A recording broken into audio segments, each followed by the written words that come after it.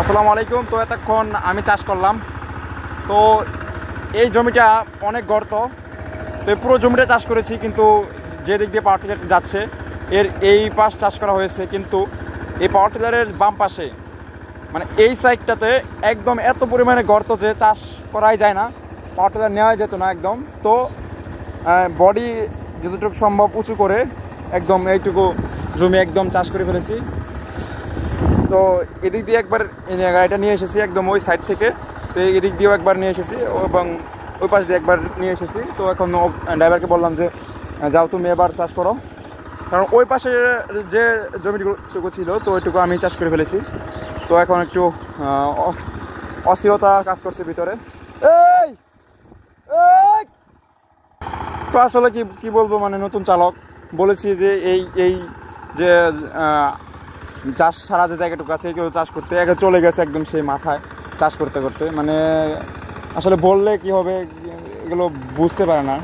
যারা নতুন চালক আছে তারা অবশ্যই কি, আসলে এদের কি নিয়ে আমার কোনো বলার কিছু নেই, কারণ এদের শেখাতে অনেক সময় লাগবে। তো ধৈর্য ধরে শেখাচ্ছি, ইনশাআল্লাহ শিখে যাবে।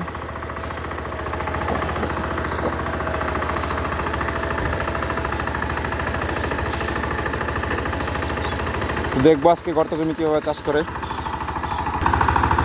তো এই হচ্ছে জমির অবস্থা, দেখুন একদম গাড়ির চাষিস পর্যন্ত ডুবে যাচ্ছে।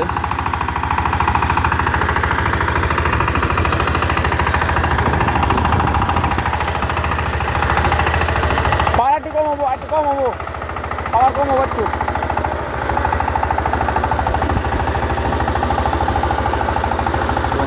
অবস্থা এইদিকে আবার কিছুটা উঁচু জমি, এদিকে আমি যেখানে দাঁড়িয়ে আছি ওইখানে গর্ত হলেও এই সাইডটা এই জায়গাটা একটু উঁচু, এইখানে শুধু উঁচু, আর বাদ বাকি সব জায়গায় মোটামুটি গর্ত। যাক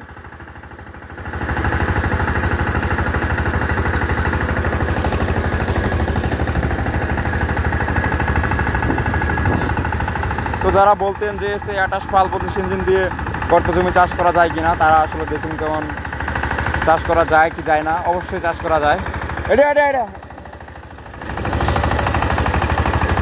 অবশ্যই গর্ত জমি চাষ করা যায়, কোনো অসুবিধা হবে না।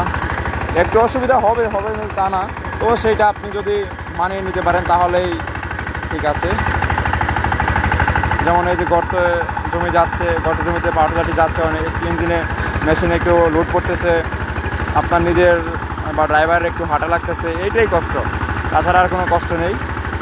ওভারঅল মোটামুটি আপনারা চালাতে পারবেন। যারা গর্ত জমিতে 28 ঘন্টা চালাতে চান তারা অবশ্যই চালাতে পারবেন, কোনো সমস্যা হবে না। দেখুন ওইখানে কী পরিমাণে গর্ত, গাড়ি একদম দেবে গেছে। তো সকালে ভালো থাকবেন, সুস্থ থাকবেন। আরেক কিছুটা জমি আছে, চাষ করলেই শেষ। তো অসংখ্য ধন্যবাদ। আসসালামু আলাইকুম।